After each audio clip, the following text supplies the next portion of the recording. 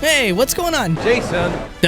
Welcome to episode Jason of an ongoing series where we basically take the camera anywhere we want and we try to find Jason. All right, well, enough of that. Really quick, I gotta give a huge shout out to DPO23 for donating the footage for this episode. If you want, you can check out his channel in the video description down below. But with that said, let's get going.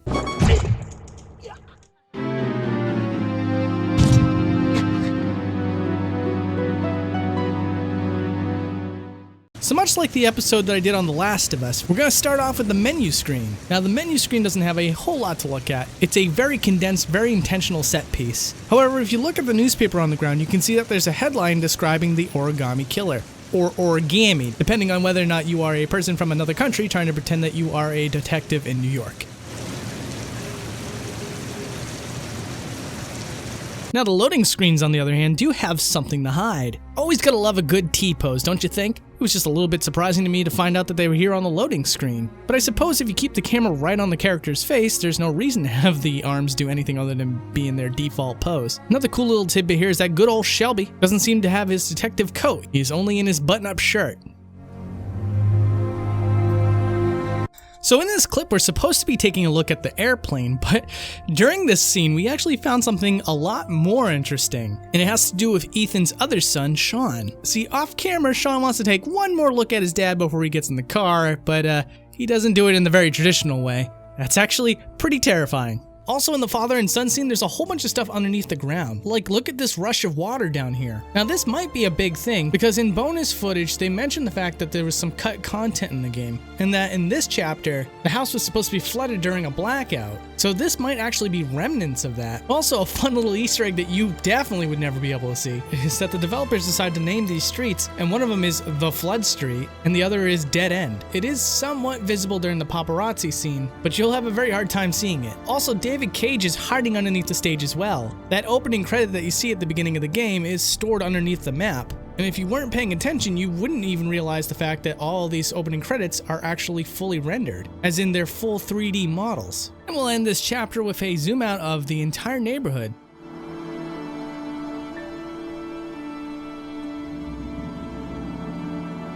So one of the early scenes when we're introduced to Norman, you can see a bunch of cars driving on the highway just above the crime scene. Now what's really cool is that there's a ton of cars here. Very impressive.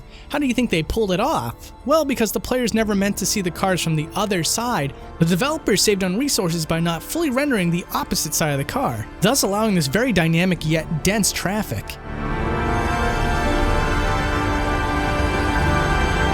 Alright, we're here at the mall. This is a very famous scene in the game because this is where Ethan Mars loses his son Jason. Now there's a lot going on in this one chapter, and of course we have to take a look at as much as we can without wasting an entire episode on it.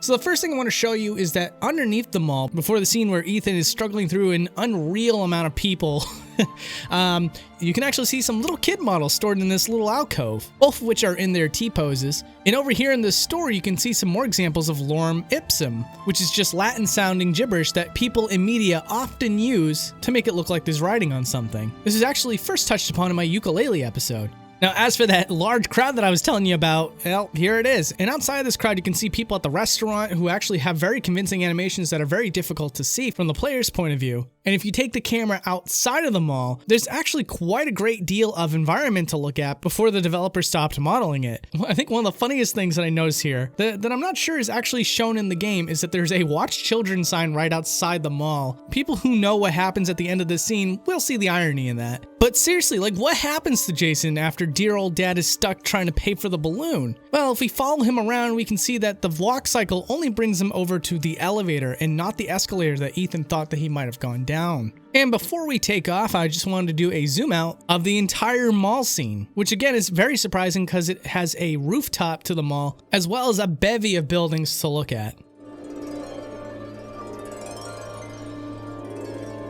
So we got chapter 8 right now, and there's a truck driver that's just about to run over Ethan. Wanted to see if there was any driver inside of the truck, and there is a driver, but much like every other person who drives a vehicle who's not meant to be identified in this game, the character model is completely pitch black, which is a little bit disappointing, but here's something to make up for that. If somehow you manage to stop the smell of roses and see the windows on the buildings, you'll notice that they have some depth to them. You can actually see that there's rooms inside of those windows. So if you take the camera through the building, you're going to see a far less popular technique to give windows some depth. And in this case, the developers used a texture and wrapped around the inside of the window so that the depth of the rooms would actually move around, but not have the level of detail needed to have a fully modeled room. Normally, developers use a technique called parallax, which I actually described in depth on my Batman Arkham City episode, which I will leave a link to in the video description down below and at the end of the video, blah, blah, blah. Moving on. So here's the scene with Norman going to investigate a house. And oddly enough, there's a small circular skybox that actually traps in the entire environment. This is not something you'd be able to see because pretty much this entire scene is taking place indoors and you can't see outside the windows. And on top of that, we can appreciate all the key items that are hidden off screen that are just waiting to be called in for the player to interact with. Here's a great example of what action scenes look like at another angle in Heavy Rain. The camera placements oftentimes have a very specific coordinate, and what it manages to pull off is a very seamless scene to you, the player. But if you were to make sure the camera was by no means dynamic, you'd come to find out that a lot of these scripted animations do not harmonize very well. Oftentimes, actors will blip from one spot to another depending on where they wanted them in that specific moment. And sometimes that decision might be to pull an actor back to a previous area rather than jump ahead. Also, in this chapter, if you go into the meat locker before Norman ever gets anywhere close to it, you can find a whole bunch of people stored in a random room. Well, consider me unsettled.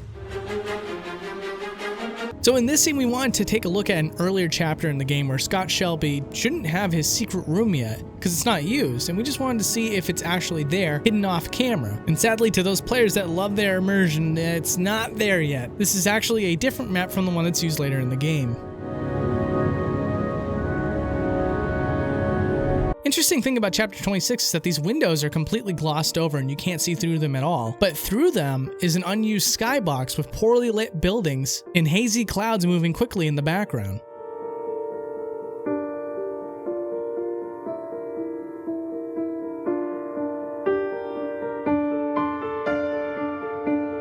So this is incredibly unusual. In this scene, we have an outdoor environment that gets culled out after Ethan goes inside, but the skybox remains. And what's really fascinating here is that not only are there cars at the bottom of the skybox, that's okay, we can deal with that. What blows my mind is that there's a copyright on the skybox. The name of the website listed here is cgtextures.com, and I'm going to show you right now what this website holds. It has a whole bunch of environments that people can buy assets to use in whatever. Like in the example of Heavy Rain, they use a lot of sky textures to use for their skybox.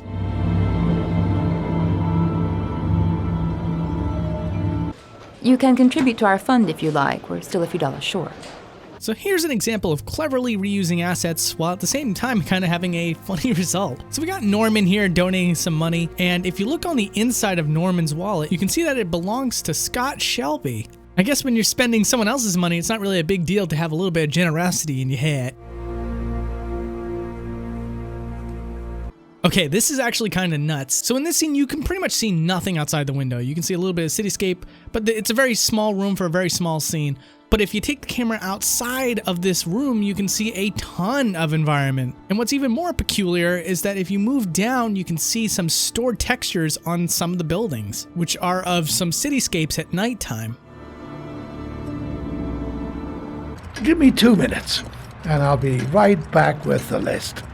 I used to love this part of the game until people pointed out how silly it is. I still love it though. To give you a little bit of context in case you don't remember or you never knew, this store owner goes around back for a moment and then is dead. And you're supposed to be left to believe that the origami killer actually did show up and did him in. But of course you're not allowed to see that because the game doesn't want you to know who the origami killer is. Well, if we take the camera behind the scenes, unfortunately, he just goes from living to dead instantaneously while the scene plays out. Also next to him, there's a pamphlet that it's really hard to see. But if you look at it very closely, it says, "Don't open please, ha ha, Amir."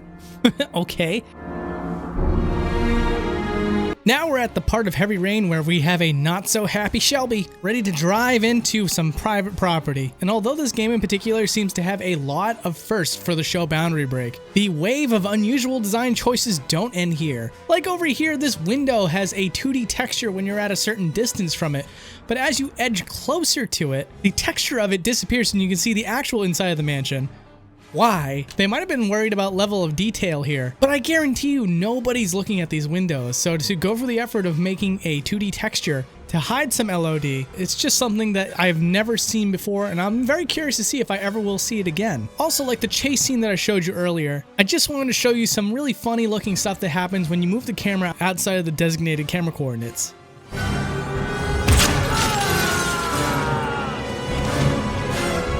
So you might notice that in some scenes in Heavy Rain, there's a first-person perspective when you go to check out a certain item, and we took the camera outside of that perspective to see what the character models are doing when they are in the first-person mode. And it's not too flattering. It's actually quite terrifying. If I was a small child, I'd probably be having nightmares. Here in this very rarely used newsroom, you can see that the news desk is actually kind of flimsy and that the legs are kind of positioned in a way that's not what I was expecting. It's very casual looking instead of rigid. Or non-existent, since the character model would never be seen below the waist. And what the newscaster sees is a bunch of block objects that actually help change the lighting of the scene. A private eye hired by the families of the killer's victims. And we gotta do a zoom out of the starting area where the whole game starts.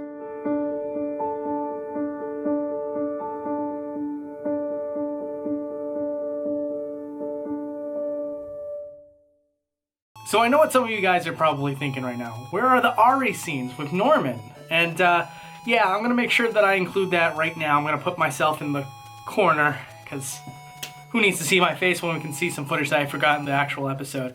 And some of the more hardcore Heavy Rain fans are probably gonna be asking about certain other scenes. And to that I say, nope. I'm sure you totally understand why I had to cut out some certain scenes. But yeah, really quick, I just want to say that next week's episode is going to be Final Fantasy VII. So if you have any suggestions for what you want to see in the episode, you can definitely leave me a comment down below about what you want to see. The person who donated the footage for this episode, I am immensely thankful for. So if you want to check out his channel, it's also in the video description down below. And that Batman Arkham Asylum episode, no, I'm sorry, Arkham City episode is going to show up on the screen in just a second. So, hope you watch it, hope you enjoy it, and I hope you had a great week. I'll see you guys around, and take care of yourself. Bye.